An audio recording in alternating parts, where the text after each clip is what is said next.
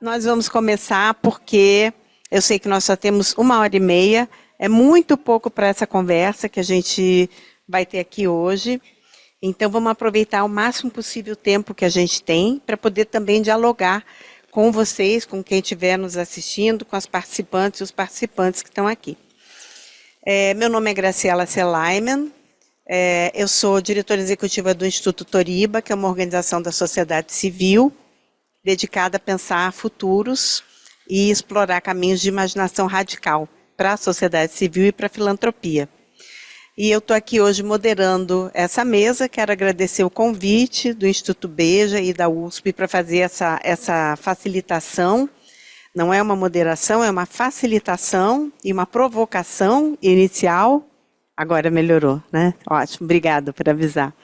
Então, é uma provocação e facilitar esse papo que a gente vai ter com essas participantes hoje. São, né, é um privilégio estar aqui conversando com todas e vocês, né? Então, o título dessa mesa hoje é Colonialidade, Injustiça e Racialidade, Trajetórias para a Reparação.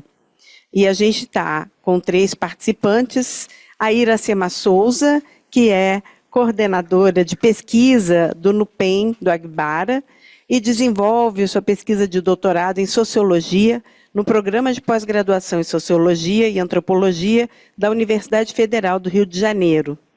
Ela é integrante do Laboratório de Estudos de Diferenças, Desigualdades e Estratificação, possui graduação e mestrado em Ciências Sociais pela Universidade Federal da Bahia, e dedica-se aos estudos de desigualdades interseccionais de raça e gênero, juventudes, filantropia, investimento social privado e organizações negras.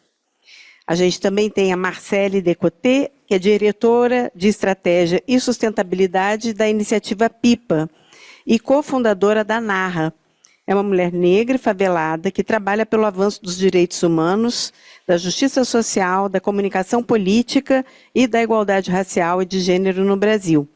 Ela tem mais de 10 anos de experiência no desenvolvimento e gestão de projetos, campanhas, pesquisas e iniciativas de defesa de direitos sobre questões relacionadas a favelas, justiça racial e políticas públicas. E é mestre em políticas públicas e direitos humanos pela UFRJ.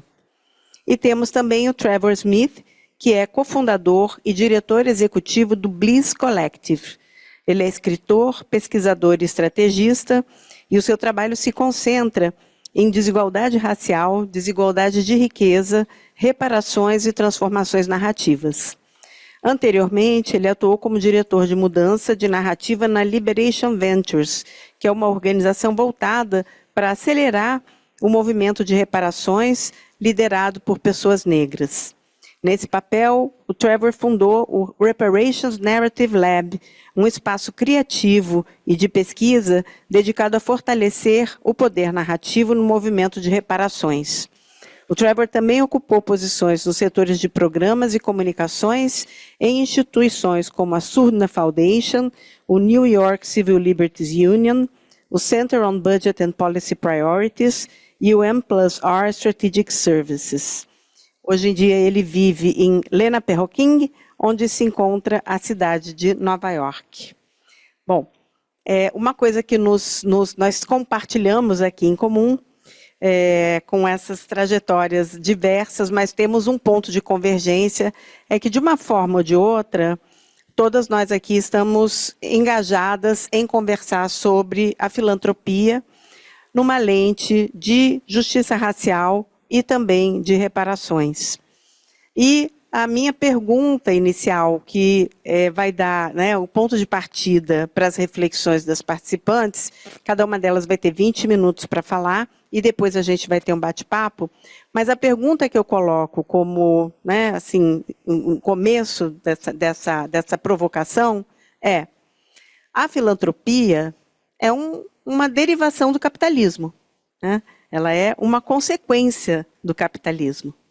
E a pergunta é como é, e se é possível que a filantropia responda às consequências negativas do capitalismo, responda à necessidade de reparação que está na origem do capitalismo e da colonização.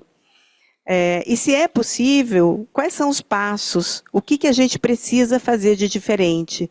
O que não está sendo feito e que precisa começar a ser feito agora, para que exista a possibilidade de uma discussão profunda e transformadora sobre reparações, também através de investimentos filantrópicos. Então, eu vou começar convidando a Marcele para fazer suas observações e depois a gente passa para Iracema.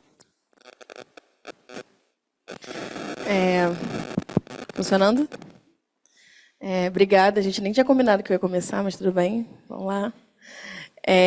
Enfim, primeiro agradecer o convite, enfim, do Beija, da USP, para a gente estar aqui fazendo esse debate. Pedir licença também para chegar, né? Eu sou, enfim, como Graça apresentou, eu sou a Marcele, né? Sou cofundadora de uma organização chamada Iniciativa Pipa e de outras organizações e movimentos que atuam no Brasil por justiça racial. A Pipa, acho que começar me posicionando para a gente entrar nesse debate. A Pipa é uma organização que foi criada por 4 ativistas de periferias e favelas do Rio de Janeiro, a partir de um processo de leitura do campo, né, da filantropia e do investimento social privado, numa lente de escassez, ou seja, né, enquanto as organizações de base de favela e periferias do Brasil, a gente enfrentava um processo muito grande de acesso a financiamento, e aí a gente entendeu que era necessário politizar também esse espaço de discussão da filantropia e do investimento social privado. Então, a nossa missão, a missão da Iniciativa Pipa, é atuar pela democratização, né, da filantropia e do investimento social privado no Brasil, para que mais recursos cheguem para movimentos negros de favelas e periferias do Brasil. Né, essa é a nossa missão, isso que a gente, por isso a gente, né, fundou a Iniciativa Pipa, e é de onde a gente parte para, né, estar aqui e para fazer uma discussão sobre o papel da filantropia no debate de reparação, de reparações. E eu acho que a primeira coisa é que a gente nem deveria, a gente tem muita coisa para falar que, enfim, Dona Regina já falou tanta coisa aqui quem não estava aqui, quem não estava aqui, mas tive o prazer de acompanhar a última parte. E ela trouxe um debate sobre reparação histórica, justamente, né, avançando sobre a noção do que é reparação, né? A gente tem conceitos diferentes de reparação. Uma luta muito grande do movimento negro brasileiro é definir o que é reparação e como essa reparação ela tá sendo alocada, seja reparação econômica, social, né? E se é papel do Estado, se extrapola o Estado. E aí eu queria cair para isso que você falou. Acho que primeiro eu pensei de trazer aqui, e que é para reforçar esse debate, porque não se dá para debater reparação no Brasil sem debater memória, né? Sem debater trajetória, passado, e sem debater, acho que Brasil e mundo, né? Quando a gente fala de países que foram colonizados e quando a gente fala de diáspora, né? Então não dá para se debater reparação sem a gente debater memória. E é muito também importante a gente estar debatendo memória aqui numa semana que a gente tem notícias, né, de tentativas de golpe, né? Eu acho que isso é o reforço de que um país sem memória que está à disposição principalmente da mobilização desses grupos e, né, desse projeto de dominação, que é um projeto branco, que é um projeto masculino, que é um projeto militarizado, né? E eu acho que é a partir daí que a gente se posiciona, porque a gente precisa debater memória hoje no Brasil, a gente precisa debater que somos produto, né? E eu acho que a última mesa também falou muito sobre isso. Somos resultados diretos de um processo de colonização que nos derivou no lugar que a gente tem hoje. A gente é impelido a debater desigualdade. É quase quando você nasce negro em países de diáspora africana. Se você é negro e negra ou vive essa experiência, você é impelido a se debater sobre isso. E eu acho que tem um debate que a gente faz também, que é o debate de periferia, que é importante dizer, porque, óbvio, né? A gente tem experiências de colonização em países como Trevor está aqui, que é dos Estados Unidos, em que o processo de aniquilação da população negra veio pela uma estratégia de segregação e aqui foi uma estratégia de assimilação, a nossa famosa democracia racial, né? E nesse contexto, né, falando desse contexto, como estar... É uma posição muito cruel, às vezes, quando a gente está dentro da filantropia falando de justiça racial e lidando com o processo de precisamos aqui falar de distribuição de riqueza, a gente precisa aqui falar de apaziguamento, a gente precisa falar aqui de estratégias que vão mitigar um processo histórico e estrutural, mas que não são solução para esse processo histórico e estrutural. Então, acho que eu parto desse lugar, que é o lugar das estratégias de mitigação. Ainda não é o lugar da ruptura, né? Eu acho que a gente precisa mirar na ruptura, mirar no processo de ruptura desse sistema, mas que, nesse momento, a nossa geração e o lugar que a gente está ocupando é o lugar de estratégia de mitigação e, principalmente, instrumentalização para que essas próximas gerações consigam, aí sim, avançar para a gente alcançar o que a gente entende enquanto liberdade, né? E aí essa liberdade que por isso que é importante falar de memória, nessa mesma liberdade e autonomia que a gente vem, né, há 3, 4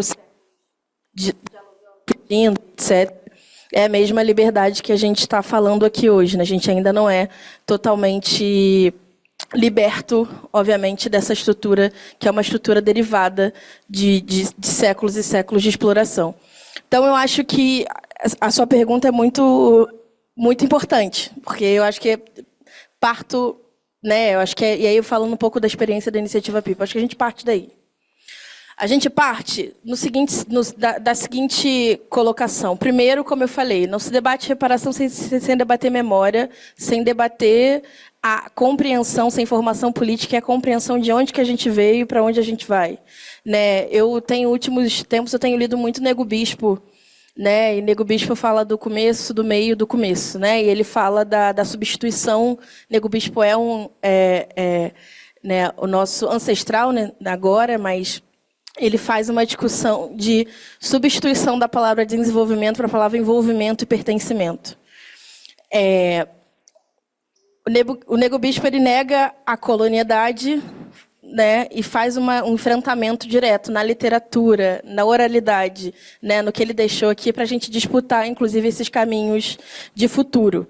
Né, o que é, né, a imaginação de futuro para a experiência negra, para a população negra no Brasil.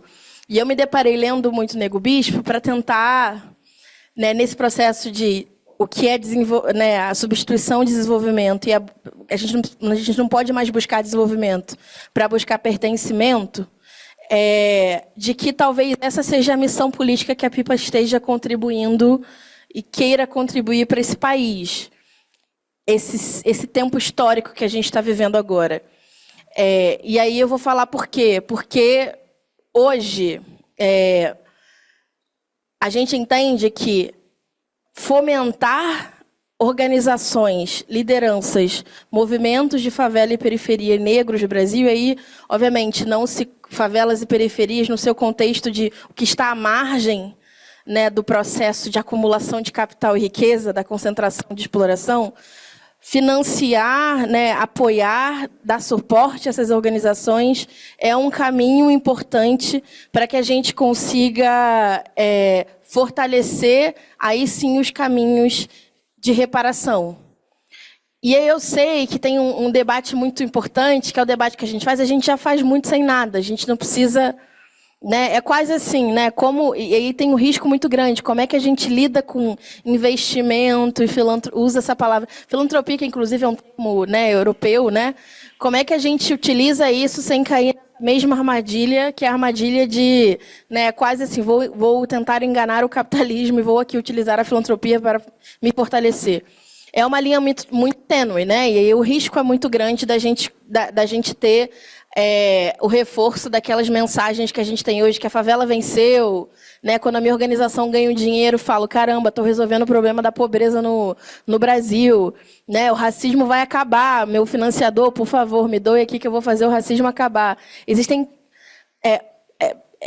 É perverso também a forma como, né, isso é operado hoje, né, como essa agenda vem de cima para baixo e o dinheiro, né, a centralidade do dinheiro da exploração ainda diz o que essa organização vai fazer, o que essa organização não vai fazer. E aí a gente vem num caminho que é um caminho de, dentro do contexto do sistema capitalista que a gente está, dentro da sociedade, né, estruturada da forma que está, a gente está operando dentro dela desta forma. Tentando operar desta forma. E operar desta forma é tentar fazer uma discussão de redistribuição, uma discussão de, olha, a sua acumulação de riqueza, né, ela precisa ser redistribuída. Isso vai acabar com o capitalismo? Não. Não, porque a gente tem uma resistência muito grande, porque as mesmas famílias que possuem a riqueza no Brasil são as mesmas que possuíam, né, antes a riqueza do Brasil eram os nossos corpos, né? Agora, e aí, a gente tem a mesma lei de terras, né, do século XIX, né, do século XVIII, é a mesma lei de terras que a gente tem hoje no Brasil, quem tem propriedade. Mas, com a narrativa, e aí se entra numa discussão de narrativa e comunicação que é muito importante, né, sobre como a gente pauta narrativamente o debate de reparação e a luta por justiça racial, né, econômica, de gênero no Brasil. Nesse processo de... Entendemos que não vamos romper com esse sistema, mas queremos utilizar de estratégias, né, e formas, e aí estratégias, e aí tem uma geração que fala hackear, tem outra que fala, cada um tem o seu processo também de nomear a sua própria estratégia de olhar o sistema e falar, vou atuar dentro desse sistema para beneficiar não só a mim, mas os meus. Né, não só a mim, mas a minha comunidade. Não só a mim, mas né, o processo coletivo que eu estou inserido. Então, a gente entendeu que isso é uma prática da experiência negra brasileira. Então, desde o início, desde o processo do aquilombamento, até o processo quando, né, cada um de nós foi quando falsamente se colocou a abolição da escravidão e a gente teve que se virar. Então, tem um processo entre aspas, se virar, que é um processo da gente reinventar a nossa experiência e o nosso processo de ocupação nessa sociedade, entendendo que isso é uma experiência nossa, a gente sabe fazer isso, que é se virar com muito pouco, cuidar daquilo e redistribuir o que a gente tem para muitos de nós, nos proteger. Só que, em vez de pegar esse processo e vender esse processo para o capital para falar como a filantropia às vezes demanda, me vende isso que você sabe fazer bem, porque eu quero capitalizar em cima disso, o que a gente está falando não quero vender a minha estratégia para você. Né? Eu quero te convencer que financiar essa estratégia, não vou contar para você o que eu faço, mas eu quero contar para você que financiar essa estratégia é bom para você, é bom para a sua imagem, é bom para o seu processo de... o seu processo de busca de cura da sua culpa, né, histórica, estrutural. Então, a gente vem tentando desvendar essa linguagem, essa narrativa, sobre como a gente consegue mobilizar essas pessoas, mobilizar esse dinheiro, mobilizar esse recurso, que hoje, no Brasil, derivado desse processo de exploração, para que esse recurso seja redistribuído para as nossas pessoas e para que aí, sim, a gente tenha possibilidade, chance de se reorganizar e se organizar. Né? Porque hoje, e aí é isso, assim, falando da minha geração, do movimento de favelas, movimento negro, movimento, enfim, já passei por muitas... Né, movimentos, sou, né, militante, sou de movimento social, né, e nesse processo entendo que hoje a minha geração é uma geração que é muito dispersa. É uma geração que não está conectada, né, não está conectada, não consegue se conectar em longo prazo com mudanças, né, muito estruturais. Porque o tempo hoje ele é muito rápido e, obviamente, isso faz parte do processo de exploração que a gente está.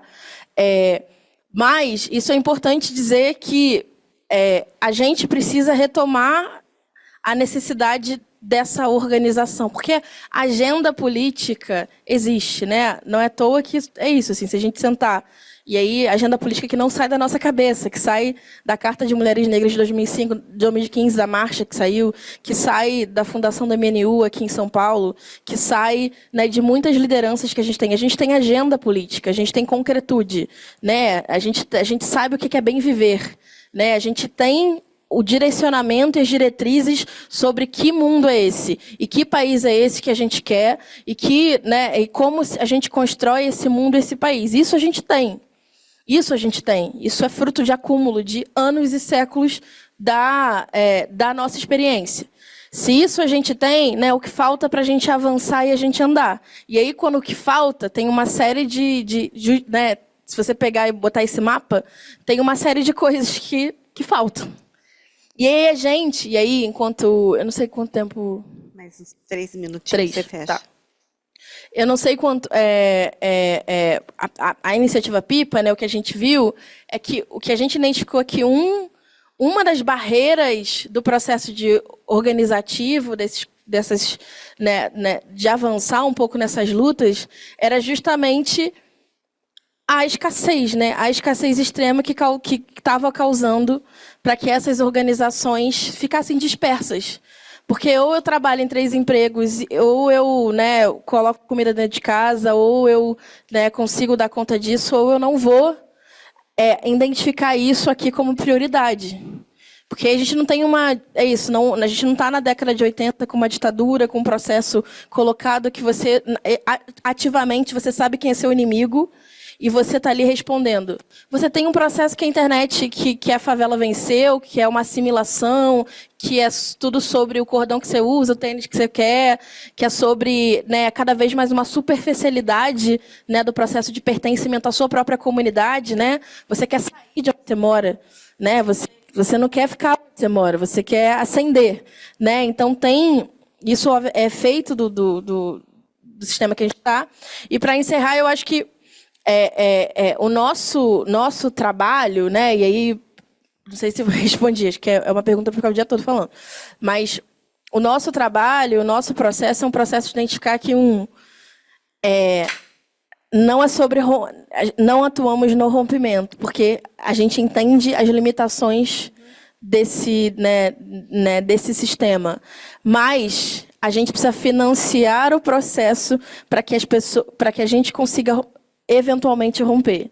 E isso, a gente acredita que quem vai fazer isso são as mulheres negras, são juventudes periféricas e faveladas, é o Nordeste do país, é o Norte do país, são essas pessoas. Então, vamos fortalecer essas pessoas, porque um dia a gente vai chegar lá. Acho que é isso. Super obrigada, Marcele. Muito bom. Bom, eu vou continuar pedindo a Iracema agora para fazer a fala dela, e aí me ficou uma curiosidade dessa fala, né, que a Marcele trouxe. Sim, operamos ainda nessa lógica de escassez, e a filantropia reproduz a lógica de escassez. Muitas vezes gera, inclusive, fenômenos de competição entre aqueles que deveriam ser aliados. Né? Como que, no jeito de fazer, e aí perguntando da experiência do Fundo Aguibara, na própria cultura que se cria, ao se fazer a conversa sobre recursos e sobre fortalecimento de um campo, você vai mudando essa cultura da escassez e induzindo, ou convidando, ou criando os espaços e as condições para a gente, para quem está no campo, quem está na ação, fazer diferente, sair dessa lógica.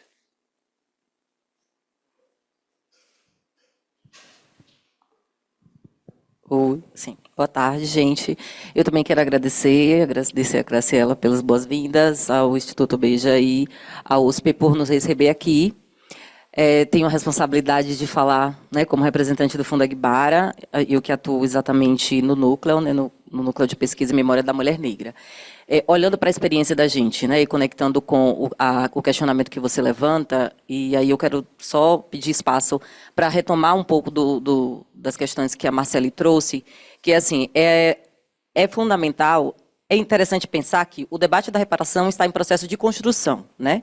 Então, os movimentos já vem idealizado, vem impulsionado esse debate há muitos anos, desde a Conferência de Durban. Tem já uma projeção no âmbito do sistema interamericano e do sistema universal de direitos humanos. Então, os fóruns permanentes têm discutido isso, mas estamos muito longe de estabelecer consensos, né? Então, espaços como esse de reflexão nos ajudam a pensar limites e contornos, conflitos, porque não são caminhos fáceis de encontrar, né? Mas, assim, e aí é importante quando a gente, nesse cenário, identifica os papéis, né? Quem são os atores que precisam ser responsabilizados e precisam estar na centralidade da construção desse processo. O Fundo Aguibara, através da sua atuação e através, muito especificamente também, tanto do trabalho que desenvolve como organização financiadora, como organização que utiliza a produção de dados como espaço de construir evidências para subsidiar esse campo, que está se pensando aí como lidar com a escassez de recursos para as organizações negras, são diferentes caminhos, né? Então, assim, a gente tem um entendimento muito próximo da necessidade de reconhecimento das organizações negras como agentes centrais desse processo, né? E que passa pelo financiamento, de redistribuição de recursos é indiscutível, mas passa também pelo reconhecimento dessa luta, que é uma luta histórica e que tem repercutido durante toda a trajetória de ganhos de direitos no Brasil, tanto para a população negra como para a ampliação da democracia, porque se a gente tem uma democracia que cidadãos só são pessoas de um perfil, a gente não tem uma democracia, né? Você tem uma maioria da população que está à margem dos direitos fundamentais. Então, esse processo de reivindicação de direitos básicos, de direitos sociais e de enfrentamento às desigualdades raciais, ele está historicamente pautado na luta dos movimentos das organizações negras, dos movimentos negros, dos movimentos de mulheres negras. Então, esse processo, ele não tem que ser esse agente, né, tomando essa coletividade como um ator estratégico, precisa estar incorporado durante todo o processo de definição dos papéis das outras entidades. Porque, por exemplo, se a gente entende que o Estado é uma figura central, né, no processo da reparação, de estabelecer políticas públicas que não sejam contextuais, né, mas que sejam duradouras, que de fato produzam um efeito a longo prazo, mas o Estado é uma instituição racista, né? E como é que a gente lida com isso? Aí entra volta para a questão do papel da sociedade civil organizada como um ator central no processo de formulação e de acompanhamento de toda a execução da política pública. Quando a gente olha para a filantropia, porque a gente também não pode deixar de pensar que o recurso que se tem hoje, né, que é destinado para doação, o acúmulo de capital vem de um histórico de escravização. Então, não são as pessoas que se beneficiaram desse processo, né, porque essa relação ela se dá. Se existe uma população que foi expropriada, existe uma população que foi beneficiada. Então, não é quem se beneficiou que vai discutir como é que isso vai ser feito, né? Ao mesmo tempo, a gente precisa chamar de novo essas organizações para construir. E é isso, o reconhecimento dessa luta, o reconhecimento desse ator político é fundamental para definir os conceitos, definir as estratégias e garantir que, de fato, a redistribuição aconteça. Porque a gente sabe, nós lançamos agora pela manhã uma pesquisa realizada com organizações negras, onde nós mapeamos 834 organizações, organizações negras, né, e 22 instituições que a gente chamou, que são da filantropia e do investimento social privado. Que vocês podem imaginar que, né, por exemplo, só cadastradas no GIF, a gente tem mais ou menos umas 200, se não me falha a memória agora, né? Nós tivemos adesão de 22 instituições, inclusive com um apoio tanto institucional como financeiro da própria instituição, né? E a gente não teve resposta, né? Alguns dados, por exemplo, e algumas análises não foram possíveis de serem realizadas porque a gente não tinha disponibilidade de informação. Quando se pensa, por exemplo, quanto foi mobilizado? As respostas eram terríveis. A gente ainda construiu um forms que não seria possível, por exemplo, colocar números e letras, mas ainda assim não foi suficiente. Tinha organizações que colocaram que mobilizaram, instituições financiadoras que doaram R$100 no ano passado, para vocês terem uma noção. Então não era possível. Se calcula uma média, isso tem uma alteração, cria um desvio padrão elevadíssimo, né? Então, assim, para dizer como o envolvimento do campo é muito desafiador ainda. E aí, uma das coisas que a gente observou, por exemplo, é que nesse movimento recente, né, que nós tivemos, aí nós temos o impacto das ações afirmativas, uma ampliação da discussão em torno da equidade racial, várias políticas de diversidade e inclusão. A maioria, dentre essas 22, a maioria delas fazem práticas de equidade racial. Em sua maioria, essas ações elas são de forma transversais, né? O tema é tratado de forma transversal. O que a gente observa também é que, por exemplo, a maior parte delas são ações pontuais e voltadas para o fortalecimento de indivíduos, né? Então, a gente tem o quê? O que a gente identificou? A maioria contrata consultoria de pessoas negras, por exemplo. Em segundo lugar, apoiar pessoas negras para fazer cursos, né? Mas a adesão ao financiamento de organizações coletivas negras de base, que tem uma trajetória de atuação política, de formação política, de coletividades, é muito baixo. O levantamento que o GIF publicou, que a gente consultou, que é um dado, né, que já está analisado, 2% do montante que foi movimentado na filantropia e no investimento social privado do Brasil foi para as organizações que são de pessoas negras. E aí, quando a gente está falando, está reivindicando esse lugar, eu já falei do legado histórico dessas organizações, da centralidade dessas organizações na proposição desse debate, né? Porque a gente sabe que até um dia desse eu trabalhei como recenseadora do censo de 2010. E era a questão mais difícil de ser respondida era a questão da declaração raça-cor, que nessa altura a gente já tinha a padronização, e aí a orientação que a gente recebia do IBGE é que assim, você tem que repetir 50 vezes, mas você não pode induzir a pessoa a dizer. E aí saía moreno jambo, laranja, cor de mel, cor de vinho, tudo que você imaginava. Então, assim, até o processo de autorreconhecimento da população brasileira como uma população majoritariamente negra é fruto desse processo. E aí, para a gente, é quase que... não sei se é impossível, porque tudo é possível, né? Mas, assim, é muito desafiador acreditar no comprometimento de uma filantropia e do investimento social privado, que se diz promotora de justiça social, que se dizem, a gente está aí querendo engajar no processo da reparação, mas que negligencia, que não reconhece esse histórico, né, que é tanto de muitos anos como da atualidade. Porque quando a gente olha, por exemplo, também para as violações, vamos pegar 2 exemplos assim que são muito evidentes. São essas catástrofes que estamos vivendo, né? A gente teve no nosso lançamento o depoimento de uma das pesquisadoras de campo, que nos trouxe uma memória que é muito recente, mas a gente é acometido todos os dias por tantas informações. Essa geração que não está comprometida com mudanças estruturais são bombardeadas por 1000 informações todos os dias, né? Então a gente até esquece, mas ela contando dos impactos que foi. O trabalho de campo ocorreu no Rio Grande do Sul no período em que aconteceu aquele movimento todo, né, das chuvas e que destruiu várias famílias e das consequências que se mantêm até hoje, né? E a gente sabe também que tem um histórico na filantropia de se movimentar para ações muito pontuais. Então, assim, a gente teve um pico de investimento na pandemia, aí agora a gente tem um pico de investimento centralizado nas mudanças climáticas, na justiça socioambiental. Então, a gente também se pergunta que mudança estrutural é essa que se pensa, uma vez que está sempre voltado para ondas de problemas e que não são nem sequer tratados dentro da profundidade que é necessária, né? Então, eu acho que dessa maneira que a gente tem olhado, o Agbara trabalha diretamente com a captação de recursos de diferentes fontes, né, e do repasse para as organizações negras, não só organizações, mas tem iniciativas também de pessoas negras. Esse processo ele não se resume à doação, que é importantíssima, mas que também está associada a um processo de fortalecimento dessas organizações, na medida em que criam-se espaços para discussões coletivas, construções de rede, para que essas organizações também se fortaleçam entre si nesse processo, troquem experiências. Eu acompanho, assim, observando uma experiência de uma instituição mais antiga, por exemplo, e de uma instituição mais recente, que tem o mesmo formato de financiamento, eu vejo que o Fundo Agbara está muito conectado com as demandas dos financiadores hoje, e, de certa maneira, compartilha isso, porque quando a gente observa, por exemplo, quais são as dificuldades das organizações e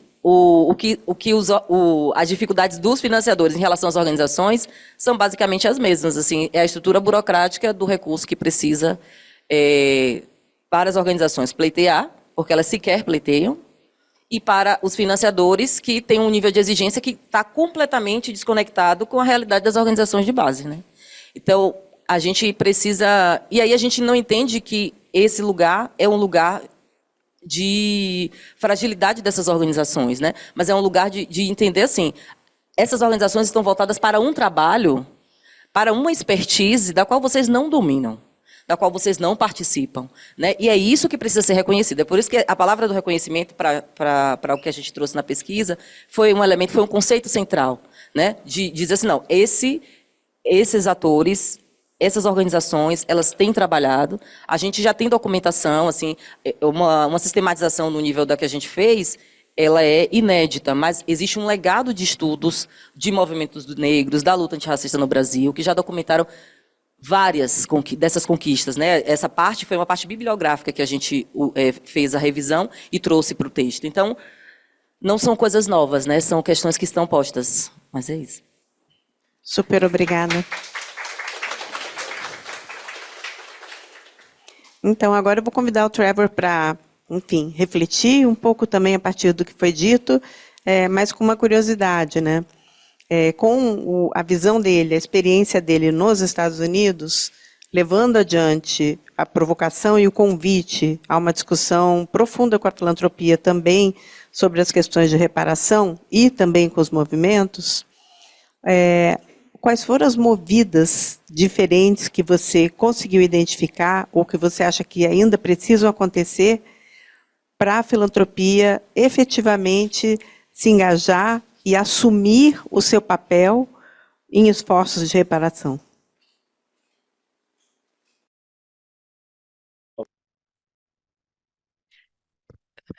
Muito obrigada, é um prazer estar aqui com vocês todos. Meu nome é Trevor, eu sou cofundador do Bliss, que é da organização Bliss, que é para a população negra e população originária. Que meus amigos da população originária de uma reserva nos Estados Unidos, fizemos isso há 2 anos, e nos vemos como um hub de solidariedade e ação que traz para esses movimentos, e nossa missão é promover a colaboração e o alinhamento narrativo entre as populações negra e originária e os movimentos transformadores. Eu vou começar falando sobre o problema, e depois vou falar sobre as soluções, ou as possíveis soluções. Para mim, obviamente, como já falamos aqui, o problema é o capitalismo e a filantropia é derivado do capitalismo. E eu acredito que não apenas o capitalismo na superfície que deve ser orientado e relacionado ao problema que identificamos, mas também ao vermos as escalas tão altas de capitalismo que nunca foram vistas, vemos bilhões de dólares sendo investidos em inteligência artificial nos Estados Unidos, por exemplo. A filantropia colocou muito dinheiro na inteligência artificial e o interesse corporativo, e eu falava disso em outro painel, não são os políticos hoje que governam os Estados Unidos, são as grandes corporações, o Facebook, a Amazon, e tantos outros. São essas grandes corporações que têm um poder exagerado, não só nos Estados Unidos, mas globalmente. E também estamos lidando com há uma competição para a retenção. Nós estamos no mesmo estágio que estávamos como estávamos nos 1960, no movimento pelos direitos civis, onde não havia tantas distrações como celulares, redes sociais, TV. Há tantos canais de TV hoje em dia. E, e não estamos hipnotizados pelo capitalismo, com tantas distrações adicionais, e isso torna mais difícil as pessoas quererem se engajar nos movimentos. Então, isso tudo que temos que enfrentar. E a filantropia tem bilhões de dólares, mas apenas uma parte disso vai na organização de movimentos sociais. Muito disso vai para serviços diretos, o que também é necessário, mas apenas uma porção pequena vai para as organizações que podem fazer a mudança. Então, a filantropia tem que se orientar para acabar com o capitalismo racial, o racismo capitalista, e o capitalismo racista. Para isso precisamos desses movimentos de organizações, precisamos de uma mudança cultural E também vai ser necessário que a própria filantropia se reorganize, porque eh, temos enfrentando um desafio de US$ 1 trilhão. Então, é isso que temos à nossa frente no momento. E para conseguir chegar ao nosso objetivo de acabar com o capitalismo racial, precisamos, ao menos nos Estados Unidos, onde estamos começando, precisamos reescrever a narrativa nacional do que quer dizer ser americano, ou seja, a refundação da nossa história. Amanhã é o Dia de Ação de Graças, né, o Thanksgiving nos Estados Unidos, que é um mito, né? Mas os Estados Unidos é o maior projeto narrativo do mundo e da história, e foi fundado em cima dessa mentira que Cristóvão Colombo encontrou essa terra que estava ocupada, e a partir daí trouxe o cristianismo, trouxe a população africana como escravizados, e também chamou as populações originárias de selvagens, que tinham que ser dominados e escravizados também. Então, essa história é conhecida, mas não é trazida nos Estados Unidos, não é. Precisamos que ela seja a nossa história central e saber o que isso significa e o que ela representou ao longo do tempo na história, e começar a construir uma sociedade e uma economia que funcione para todos, independentemente de sua identidade. Então, nossa abordagem é que estamos tentando construir solidariedade entre os movimentos, principalmente nos movimentos de reparação e dos povos originários com relação ao território. E são movimentos há movimentos nos Estados Unidos dos povos originários para conseguir a sua terra de volta junto ao governo. Então, há esses movimentos para devolução de territórios e de terras, mas também estamos pensando em como podemos construir solidariedade em movimentos sociais, econômicos e políticos. O primeiro em que estamos nos concentrando é em assegurar renda para para aquelas pessoas que estão na classe social mais baixa. E também temos um movimento mais acadêmico no momento nos Estados Unidos, mas que esperamos que ele se torne um movimento mais de base, que vai fornecer a crianças de famílias de baixa renda, algum tipo de uma poupança, e que a partir dos 18 anos essas crianças tenham acesso a essa conta para que possam investir na sua educação ou em algum negócio ou em habitação. Então, nós vemos esses movimentos que estão se voltando para acabar com o capitalismo racial e para garantir que todos os indivíduos possam crescer. E uma coisa que devemos fazer, e o papel da filantropia, é pagar por isso. E para isso, precisamos redistribuir a riqueza, não apenas do ponto de vista da filantropia, mas também das grandes corporações e das famílias muito ricas. Temos mais do que o suficiente para pagar por tudo isso, mas a barreira que enfrentamos é o sistema de valores tão individualista que existe não apenas nos Estados Unidos, mas em todo o mundo. Esse individualismo, esse sistema individualista é aumentado e promovido pela filantropia e pelo sistema capitalista. Então, a filantropia por si, ao popularizar os termos como empreendedorismo individual, e isso já é em si um conceito individualista. Então, não devemos pensar em empreendedorismo, não devemos nos ver como empreendedores, temos que nos ver como um coletivo, não competindo um contra o outro, para quem tem a melhor organização ou a melhor ONG.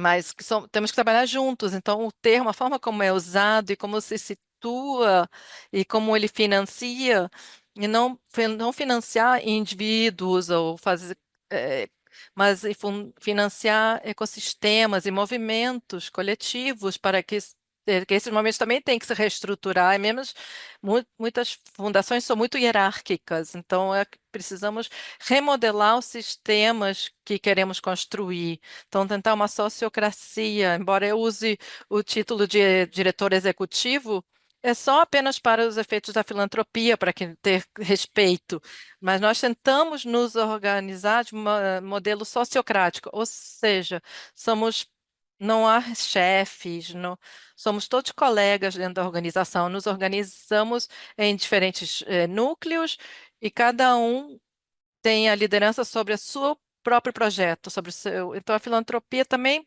deveria se organizar de maneira diferente e se organizar para a riqueza. E a filantropia, por si só, não poderá redistribuir a riqueza necessária para construir o poder das pessoas, do povo, e passar políticas como imposto sobre a riqueza, pode começar a fazer essa mudança e criar uma cultura mais altruísta.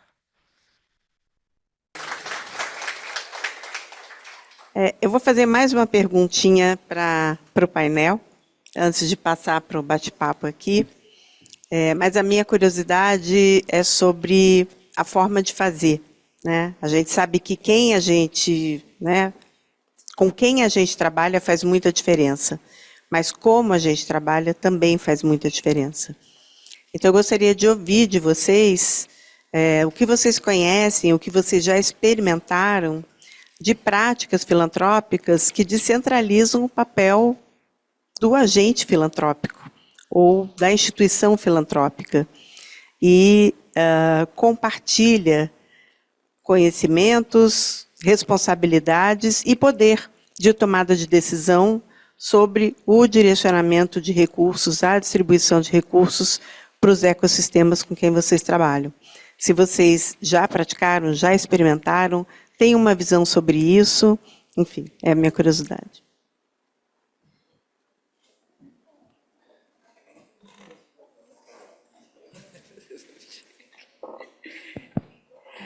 Então,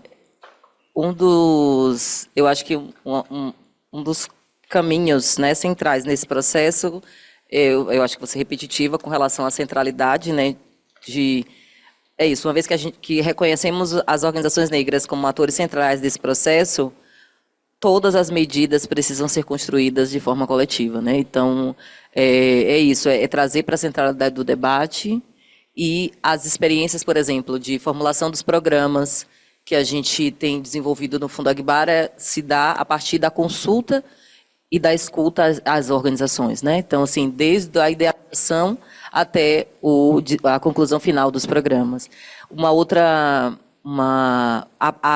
A decisão por produzir evidências e construir conhecimento e garantir que as gerações futuras tenham acesso à memória desse tempo presente também, né? Não só dessas organizações que estão agora, quer dizer, que são de muito tempo, mas que vivem o tempo presente. Então, a gente também é uma estratégia, né? Assim, a gente olha para... Tem a oportunidade de entender onde essas organizações estão, entender quais são os desafios, né? E construir a partir dessa escuta, né? Porque a gente sabe também que na produção de conhecimento temos, como eu posso dizer, temos também a desigualdade dos lugares da fala, né? Então, as pessoas são eleitas, determinados saberes são eleitos e legitimados, né? Os saberes que estão na academia, e nem todos que entram, nem todos têm acesso à academia, né? E nem todos têm um reconhecimento acadêmico, e muitas vezes, quando há o reconhecimento acadêmico, há uma forçação de barra do saber que sai de um processo das bases, das organizações coletivas, e vai caminhando, vai sistematizando, se combina no conceito, e que perde toda uma conexão e uma preservação e valorização daquele saber. Então, é isso. Trazer essa centralidade e esse processo, por mais que ele é difícil, porque a gente tem um histórico de negação, né? Negação do racismo, negação de toda essa realidade que hoje é documentada, mas documentada também há muito tempo, das desigualdades raciais. Então, essa é uma estratégia muito presente, né, na nossa sociedade. Então, quando a gente traz e coloca né, diferentes atores para pensar as estratégias, para construir os caminhos, esse processo não vai ser fácil, e aí a gente precisa entender. Né, nós estávamos conversando no almoço sobre isso. A gente tem, muitas vezes, ouvindo os movimentos, né, estando nos debates, há uma inquietação, sobretudo das lideranças mais antigas, de dizer, a gente só fala para a gente. A gente olha para a plateia, tem as mesmas pessoas, são os convertidos, né? Mas a gente também já tem a experiência, às vezes, de colocar os não convertidos e a gente tem dificuldade, porque é isso, nem sempre os não convertidos, na verdade, os não convertidos não estão, mas até aqueles convertidos, eu vou colocar entre aspas, né, que estão até abertos à escuta, também não estão no lugar de reconhecer que as relações são assimétricas, né, e que a gente precisa entender o que ele está, por exemplo, ser convidado para um evento de uma organização negra e se retirar imediatamente após a sua fala. Eu chego, digo a minha palavra, eu dono do supremo saber, falo algo que ninguém poderia falar, não ouvi mais ninguém que poderia estar ali, né? E me tiro. Então, assim, é um tipo... Qualquer pessoa negra ia entender isso como uma violação, uma violência, uma falta de respeito.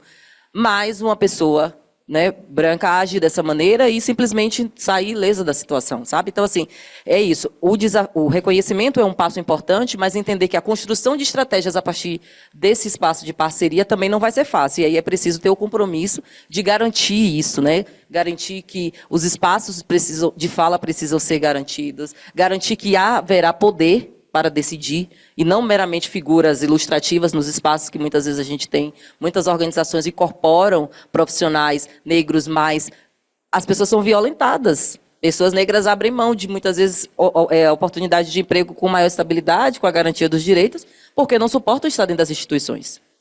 Né? Então, assim, é isso que a gente está olhando. Por isso que nós estamos falando de coletividades e por isso que nós estamos dizendo assim, olha, a gente acha que o caminho pode ser por aqui, mas tem um conjunto de ações de desafios que vão se levantar a partir desse espaço, né? E aí é preciso entender esse contexto e um dos caminhos é esse, assim, é o estabelecimento das parcerias. Agora, entendendo toda a complexidade que se dá a partir daí. É isso.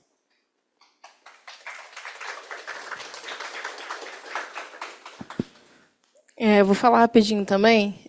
Eu fiquei pensando numa coisa, acho que reforçando o que você trouxe, eu acho que eu fiquei pensando o quanto precisa existir uma figura, que é essa figura de quem vai aguentar todo o processo de reprodução do racismo, né, de quem possui o dinheiro e o poder. Dinheiro é poder hoje, né, na sociedade capitalista. E que precisa existir essas figuras, ou essas figuras que podem ser coletivas também, mas para filtrar isso, incidir isso de cima para que a gente consiga descer de forma diferente, né, do que, né, de outra lógica de distribuição. Por que eu estou falando isso? Porque parte primeiro do pressuposto que eu não acredito que a pessoa, que o possuidor, a filantropia hoje, né, alguém acorde e fale, agora eu quero distribuir meu dinheiro de forma igual, participativa, meu dinheiro é de você. Não, isso não existe. Né? Isso, para mim, eu acho que não existe. Né? E desde uma filantropia internacional que vem de uma agenda de cima para baixo, e é isso, assim, aí muito do norte global, que acha que a experiência da desigualdade, do racismo, da exploração é uma experiência única no norte global, e de que a América Latina e o sul global são, né, consequências do que a gente viveu lá, mas a gente sofreu mais. Narrativa importa, né? Porque quando eu fui nos Estados Unidos, na convivência com o movimento negro, eu vi muito sobre do que nós sofremos. E aí a gente falou, não, mas isso acontece no Brasil também. Ué? Né? E aí, isso acontece no México, acontece todas as, né? E aí eu acho que é importante a gente falar de solidariedade global, né, ou de experiência de coletividades globais, né? Não partimos de uma experiência única de colonização. Eu acho que existe, né, o sistema ele é reproduzido de uma forma diferente a partir, né, do seu operador, mas a dinâmica ela é a mesma, né? E o resultado e a consequência também. Então, não acredito que o possuidor do dinheiro ele acorde e fale, quero distribuir de forma diferente. Ao mesmo tempo, seja ele, né, global, seja ele o filantropo brasileiro, possuidor de terras e etc. Então, eu entendo que existem essas estruturas que são que eu tenho muita dificuldade de falar que eles são.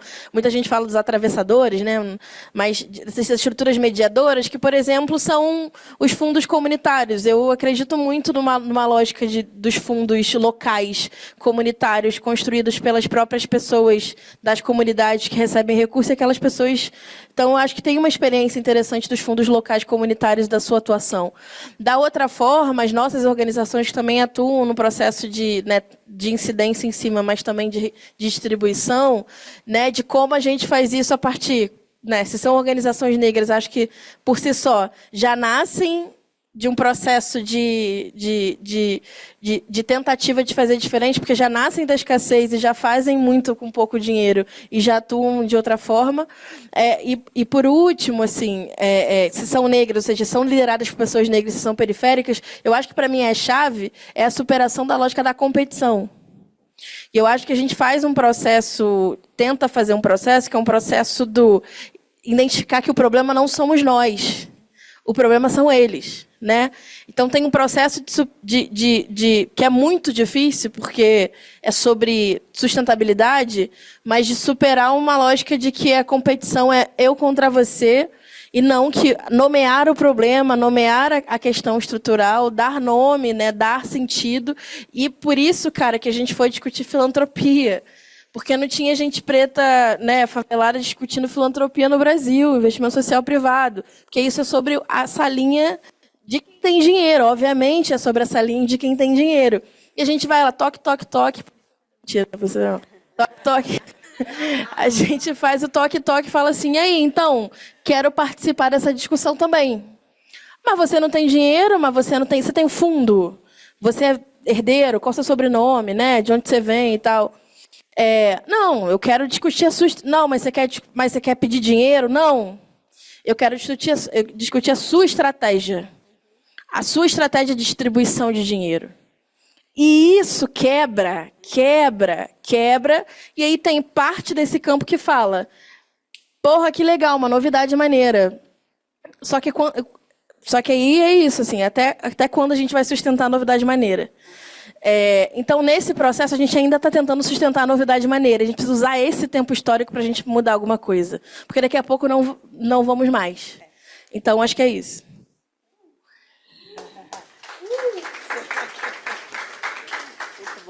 Can you repeat the question for me? The question was about how to include, ou a pergunta era como na forma como a gente, quem está atuando no campo da filantropia, participando de instituições que estão no campo da filantropia, qual é a ordem que precisa ser revertida no tema da tomada de decisão? Como é que a gente muda essa lógica da tomada de decisão e traz para dentro da tomada de decisão aqueles atores que vão, de fato, fazer a transformação que a filantropia diz que se propõe a fazer, né? Como é que a gente reverte essa ordem? Quais são as experiências que vocês conhecem? E aí nós já ouvimos algumas. Que experiências são essas que criam essa rachadura na lógica e na forma de atuação da filantropia para efetivamente começar a mudar o processo decisório em torno do dinheiro?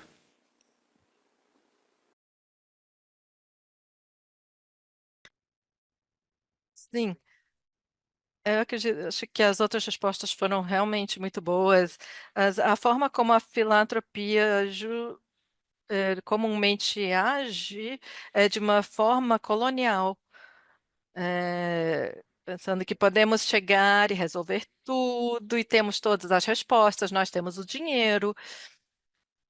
Então, como a filantropia vem, né, é uma derivada do capitalismo, porque o capitalismo está enraizado no pensamento colonial de produtividade, de propriedade de terra, de propriedade de trabalho, é assim que ele surge. Então, a filantropia tem que lidar consigo mesmo, não só da origem da riqueza, mas também como lidamos com os processos e como movimentamos o dinheiro. E é difícil, porque você quer trazer as pessoas para a mesa e essas pessoas que estão trabalhando no campo, as que são de base, é o que estão fazendo. Então, quando os financiadores querem trabalhar com esses parceiros de base, primeiro, eles têm que apoiar esse trabalho e apoiar a sua chegada na mesa através de bolsas, para que eles possam tirar tempo do seu dia para participar. E a segunda questão é criar a capacidade para a colaboração e a criação de ecossistemas. Porque uma das coisas que os financiadores têm e as pessoas das comunidades locais talvez não tenham, é a visão mais ampla do ecossistema. Então, porque você tem esse benefício, esse privilégio, como unir as pessoas para pensar nas necessidades do ecossistema e dar-lhes os recursos para que eles decidam como preencher essas necessidades. Então, tentar facilitar a colaboração das pessoas. Eu acho que isso é algo que os financiadores podem fazer para compartilhar o poder e literalmente dar recursos para os parceiros, para que eles decidam quais são as lacunas e as necessidades do ecossistema e poder construir poder conjuntamente. Nós temos perguntas. Temos aqui uma. Pelo amor de Deus.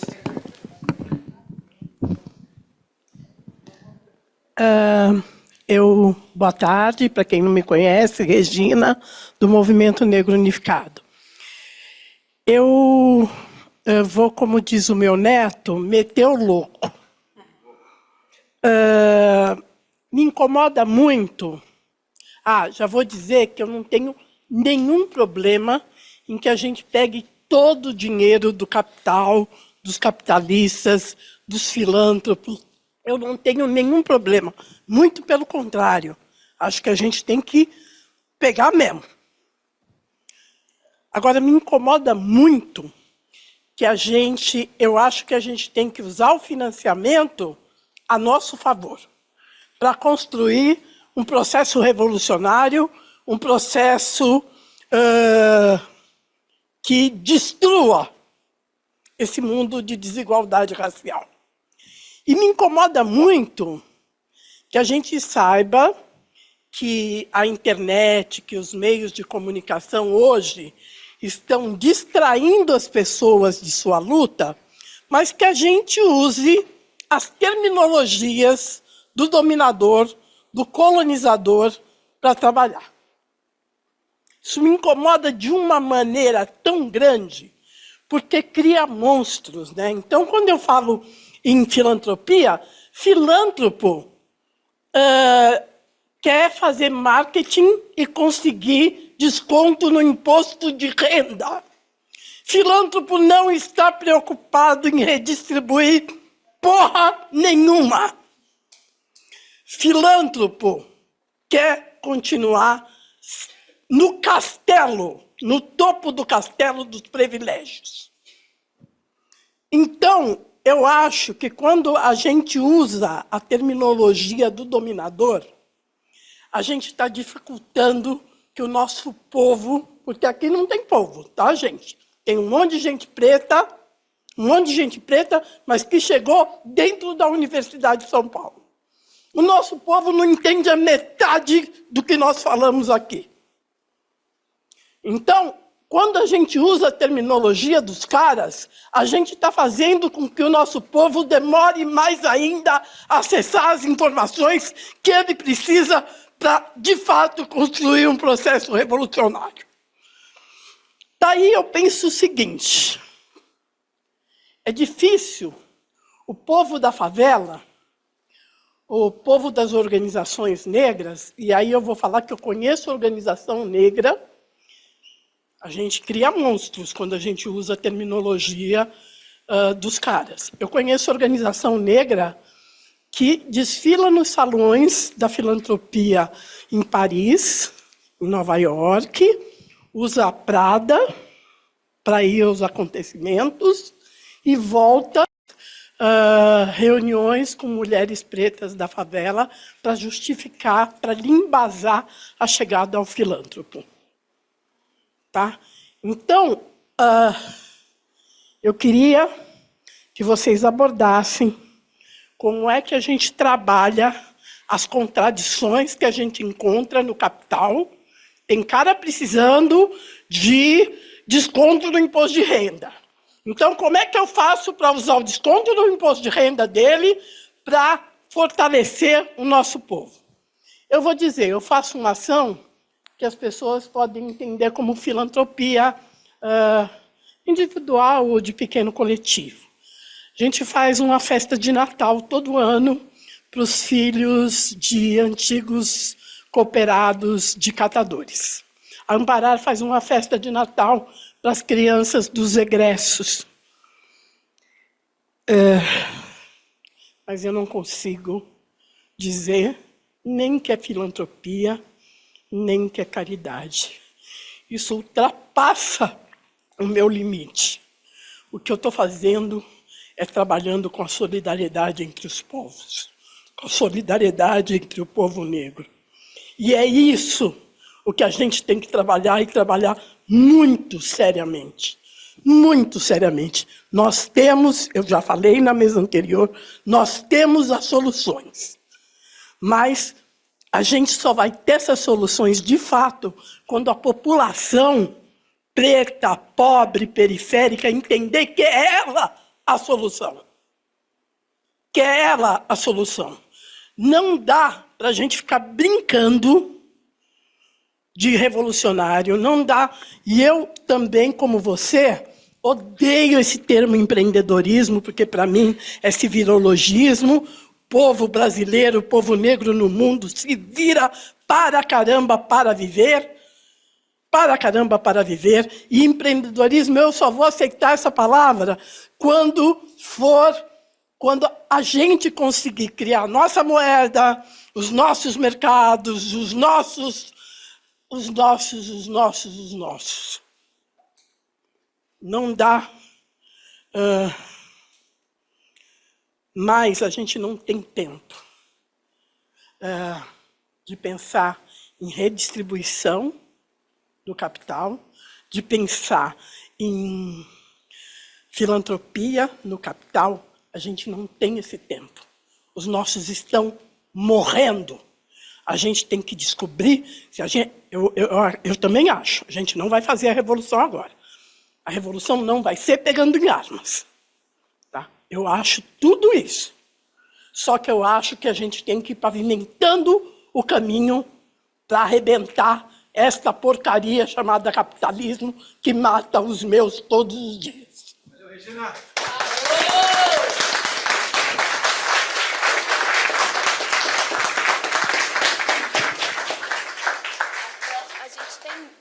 Também? Pode ser? Mais uma pergunta e a gente... Tem aqui. Você quiser falar, levantar, por favor. Eu sou levantar, pode aparecer. A gente precisa. Rapidinho? Oi, gente. Boa tarde. Eu preciso me apresentar. É a minha primeira vez em São Paulo. Eu sou soteropolitana, baiana, nordestina, retada. Sou mãe solo, sou mulher preta, assistente social e sou insubmissa. Então, eu vou ser bem mais breve possível. Eu preciso dizer que a filantropia está nas minhas estranhas da minha trajetória de vida. Né? Eu sou uma pessoa que sou resultado de filantropia, já trabalhei em muitas instituições de filantropia da base, né, da linha de frente, como trabalhei também na gestão de filantropia, já trabalhei em órgãos públicos que prestavam serviços para a filantropia. Então, eu estou com um olhar sobre a filantropia, sobretudo dentro do cenário baiano soteropolitano. E eu preciso também destacar isso, porque eu não sei se essa realidade daqui é a mesma de Salvador, Bahia. E aí eu apontei algumas direções da filantropia, que é pensar a filantropia e entender que não é um lugar isolado de reproduções. Então, eu não posso pensar que a filantropia ela não vai reproduzir tudo de mais violento, de mais sofrimento que o capitalismo traz. A filantropia ela não está esvaziada de reproduzir e trazer tudo que o racismo traz, tudo que o sexismo traz, tudo que a xenofobia traz e tudo mais. Então, é muito importante pensar a filantropia a partir disso também. Pensar a filantropia e quem opera essa filantropia, qual é o seu projeto ético político. Eu preciso pensar quem é que está executando e qual é o projeto dessa pessoa, pessoal e político, ético e político, para pensar filantropia. Né? Filantropia pode ser uma estratégia de promoção de carreira individual. Por que eu estou falando isso? Porque a gente fica, às vezes, caindo nos fatos isolados e isso me preocupa muito. Então, o que você traz, o que a gente traz, se a gente não contextualizar, as coisas ficam muito perdidas, caem no senso comum e a gente acaba reproduzindo. Não, a filantropia presta ou não presta, é boa ou não boa, reproduz ou não reproduz. A gente precisa pensar todos esses pontos para a gente pensar para a filantropia. Ela reproduz também, e qual é o projeto ético político? Filantropia pode ser, sim, uma estratégia de promoção de carreira individual, é uma coisa que a gente vê muito, a pessoa organiza. Eu li uns 2 livros falando sobre isso. Se eu quero me lançar num cargo político, eu posso, 5 anos, 10 anos, 3 anos antes, me organizar dentro de uma estrutura filantrópica, porque eu vou estar aí, no mínimo, meio caminho andado para conseguir garantir uma efetivação de candidatura. Então, é importante a gente pensar também filantropia a partir dessa perspectiva. Movimentos sociais e filantropia. Acontece uma confusão assim e uma falta de compreensão. O que é movimento social e o que é filantropia. Eu acho que a gente, às vezes, né, mistura muito o que é uma coisa ou outra. Movimentos sociais também se inseram na filantropia, né, mas a filantropia, sem um projeto orgânico dentro de uma política de identidade e reparação, não pode ser um movimento social. Eu estou falando de um lugar muito pessoal, tá? Se alguém discordar, fica à vontade. Minha preocupação é a gente dizer que filantropia dentro de um olhar mais generalizado, que a gente acaba flutuando num possível conto de fadas. Né? Então, a gente falar de filantropia, se a gente pegar esses pontos, e eu tenho certeza que, falando aqui, cada um aí deve estar com alguns outros pontos, e aí, se a gente mistura tudo, por isso que a importância da gente sentar e discutir, a gente vai conseguir pensar outras dimensões do que a gente vai conseguir definir. E a gente não esgota mesmo a condição e a possibilidade de definir coisas, de conceituar coisas, de construir teorias, e depois ter que desfazer tudo. Espera aí, aquela teoria não vale mais, aquele conceito não vale mais, aquela definição não vale mais. E construir coletivamente é isso, construir em sociedade também é isso. Né? E, por último, o que vocês falaram que eu achei brilhante, figuras, imagem e símbolo. O que é que figuras, imagens e símbolos da filantropia? Né?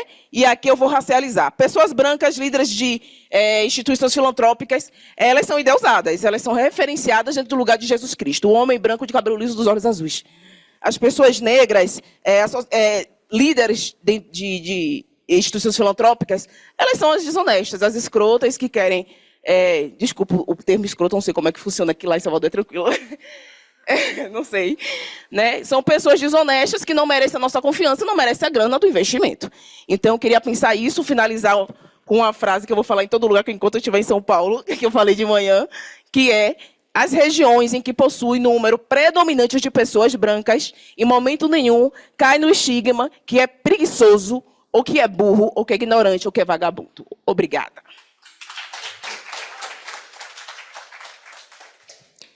Vou voltar para o painel. Quem gostaria de começar comentando?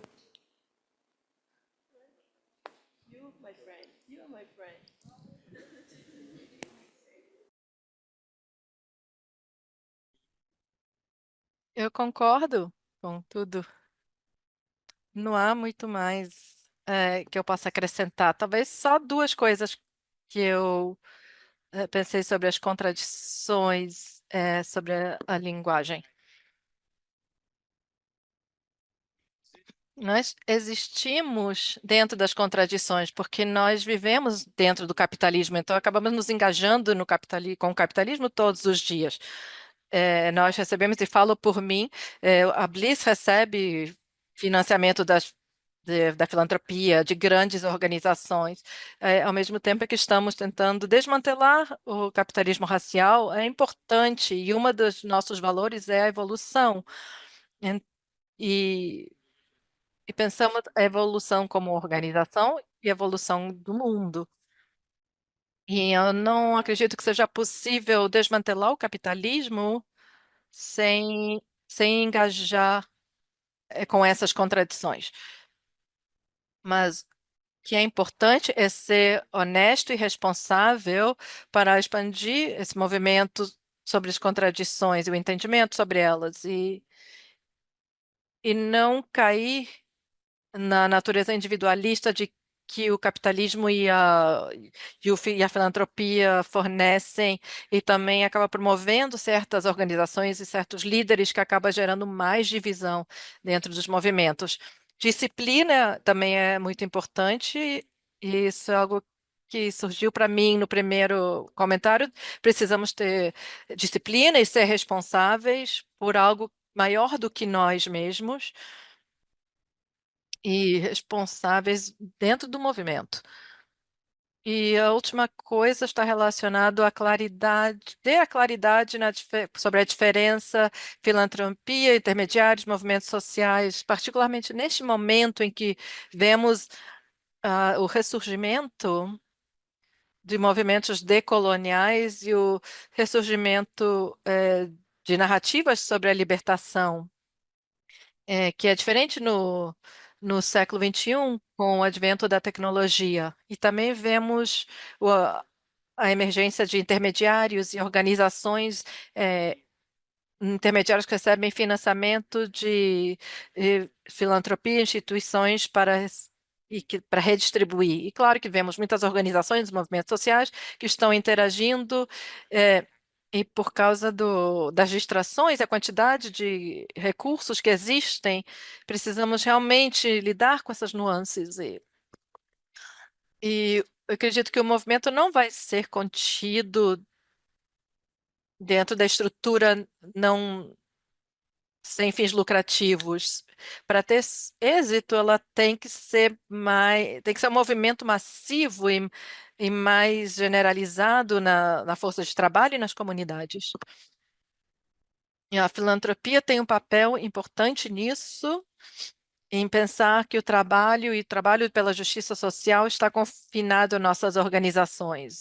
O que teremos que fazer é sair dessas barreiras de horário comercial e ocupar os espaços que a filantropia facilita e voltar às conversações que, como classe trabalhadora, podemos ter sobre como pensamos para mudar, transformar nossa situação. Eu penso sempre sobre os Panteras Negras e como eles ofereciam café da manhã todos os dias enquanto discutiam a situação e o contexto. E acho que temos que pensar nessas coisas, de como engajar e trazer mais gente para o nosso movimento e sair dessas limitações de horário e termos.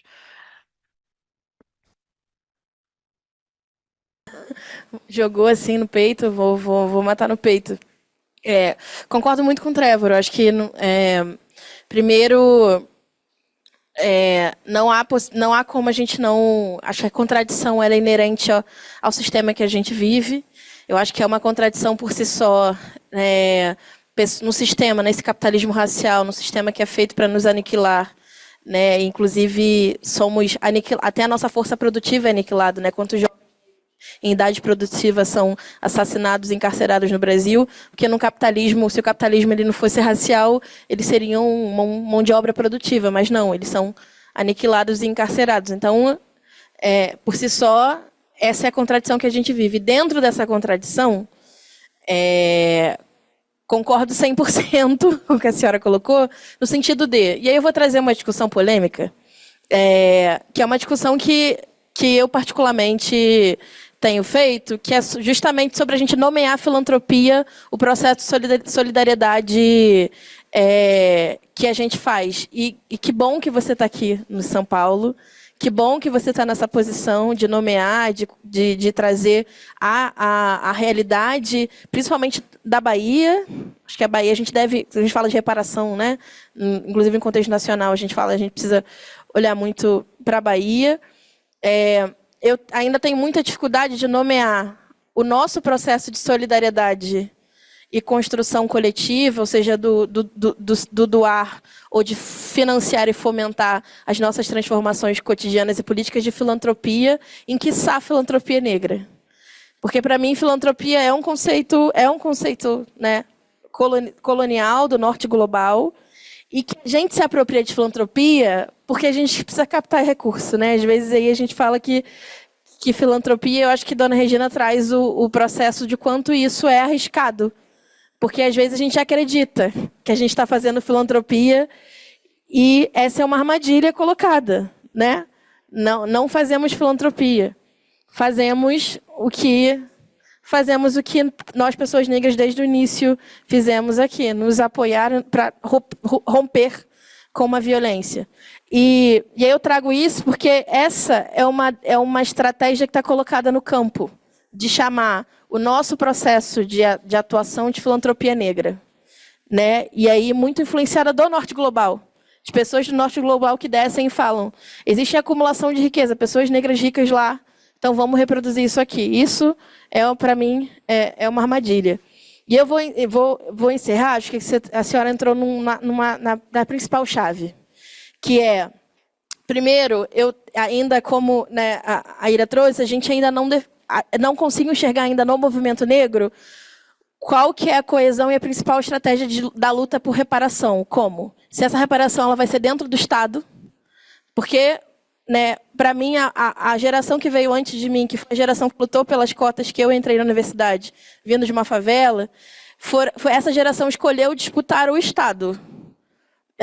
Pode ser não totalmente essa geração, mas se escolheu disputar o Estado, né, pela via institucional. E, a partir disso, a gente, pelo menos, eu acho que eu sigo disputando o Estado, sem eu ter tempo de reflexão com a minha geração coletiva, as minhas pessoas de favela e periferia, acessão na universidade ou não acessão na universidade, sobre esse Estado que a gente quer disputar. Que Estado é esse? O que eu vou fazer? É política institucional? Né, eu trabalhei com a Marielle Franco. Para mim, eu trabalhei com a Marielle, para mim é isso assim que a gente está fazendo, estamos revolucionando, elegemos. A Marielle foi assassinada. Nesse processo, aí alguém chega e fala assim, que Estado é esse que você está disputando? Né? E aí, nesse processo, que eu não tenho essa resposta, que é sobre qual é a estratégia de busca de reparação que a gente está falando dentro do Estado, ou a gente está falando no nosso processo, inclusive, de experiências de aquilombamento que a gente tem também, né, sobre abdicar de um processo de disputa do Estado e constituir a nossa própria forma de sociedade. Né? Então, esse ainda não é uma resposta que eu tenho, e nesse momento eu ainda disputo esse Estado. E por eu disputar esse Estado, a minha estratégia na resposta do como, do como que Dona Regina trouxe, é uma estratégia vou então pegar esse dinheiro para financiar, e o dinheiro não é o final, é o meio, é um dos comos, porque hoje, antes, e aí, para fechar, a outra polêmica, porque a gente fez, na pesquisa da PIPA, saiu que 32% das organizações de favela e periferia do Brasil vivem com menos de R$5.000 por mês, e as lideranças dessas organizações, elas acumulam trabalhos. E aí tem um dado, esse dado é importante porque a gente usa muito esse dado. E aí mais de 70% colocam dinheiro do próprio bolso para financiar o seu coletivo. A gente apresenta isso para falar, olha só, precisa financiar. Mas na real, gente, teve um momento que, sim, o próprio movimento negro botava dinheiro do próprio bolso para financiar a sua própria estratégia.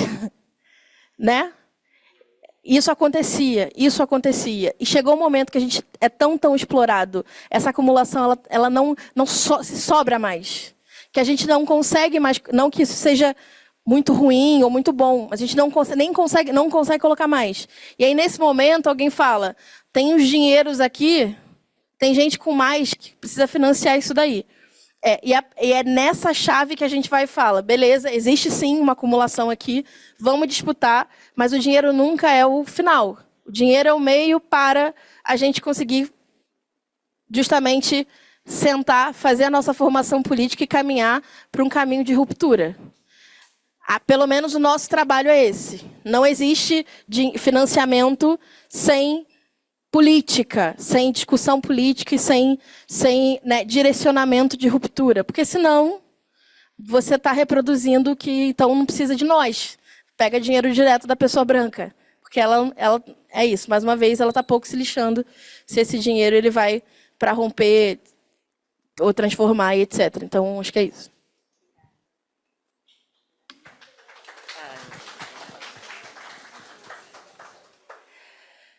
Bom, eu só queria contribuir com dois pontos, assim, né, que me ocorreu a partir das reflexões compartilhadas por vocês.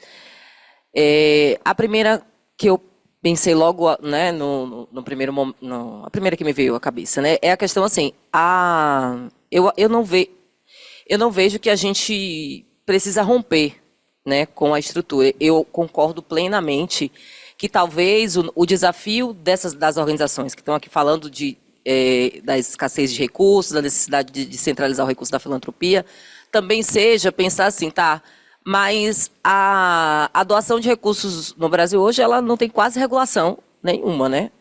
O filântropo pode doar, não há um acompanhamento detalhado da fonte do dinheiro, da unidade fim do dinheiro, a gente não tem uma exigência. Esse processo ele acontece muito no nível das negociações, né? Então, eu acho que organizações negras que estão pautando esse lugar estão entendendo que existe um sistema que funciona e que se retroalimenta, funciona muito bem. Organizações, filântropos brancos, financiam organizações brancas, relatam beneficiárias negras em seus relatórios e seguem em frente, mobilizando um sistema que funciona de uma forma muito, não orgânica, mas muito regular. Né? Não há questionamento com relação a isso. As organizações que estão se propondo a implodir e criar tensionamentos dentro dessa lógica que já existe, são essas organizações negras. Estão dizendo, olha, tudo bem, vocês estão fazendo aqui, mas assim, os conceitos que vocês levantam, a mudança social que vocês estão se propondo, ou dizendo que estão fazendo, não existe. Na prática, quem está na base não acessa esse universo. Então, é um espaço de tensionamento. E aí, eu acho que a partir daí, a gente não pode deixar de lado, eu não acredito que a mudança não está no processo da doação, a mudança está no processo das organizações que já desenvolvem o trabalho. Né? O que a gente está pautando é isso, tem um sistema que se financia e que se mantém aqui, e até nesse espaço as organizações marginalizadas seguem à margem. Né? Esse é um processo. E aí existe uma outra discussão, que é a discussão de, tá, e esse sistema funciona dessa maneira, o quanto isso nos beneficia ou não. A gente primeiro quer o recurso, mas no processo do recurso é pensar, enquanto institucionalmente, o que a gente pode fazer? É pela via da taxação? Né? Não tem agora uma discussão de taxação dos ricos, então assim, é pela regulamentação, mas essa regulamentação vai ser dentro da via privada ou dentro do Estado também. Né? Então, assim, são grandes desafios que eu acho que ficam para a gente pensar, mas não dissociar. Né? Talvez, eu acho que eu levo como uma grande reflexão desse processo agora é isso, assim, talvez não só pautar os recursos, mas pautar também a fonte dessa filantropia, como é que ela opera e o que a gente pode fazer para desmembrá-la institucionalmente, né? Acho que é isso. Perfeito. Bom, eu vou dar por encerrado esse painel, estamos na nossa hora. Agradecer muito, Iracema, Marcele, Trevor, pela participação. E a vocês também, pela presença, pela atenção, pelas perguntas excelentes. E a USP nos recebendo aqui, o Beja, né, promovendo esse encontro muito bom. Tirar uma foto. Obrigada, gente.